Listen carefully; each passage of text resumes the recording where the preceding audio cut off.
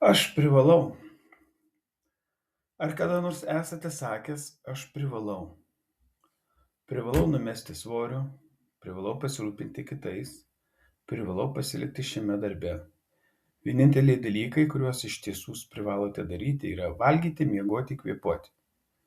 Visa kita iš esmės yra pasirinkimas. Net jei kartais atrodo, kad pasirinkimo nėra, mes vis vien renkamės. Kodėl vartojame tokias frazes kaip aš privalau?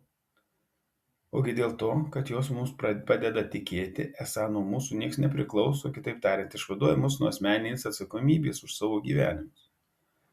Atsiimkite teisę valdyti savo gyvenimą, tapkite savosios laimės šeimininku ir frazę aš privalau pakeisti į frazę aš renkuosi. Tai mažas, bet galingas pokytis.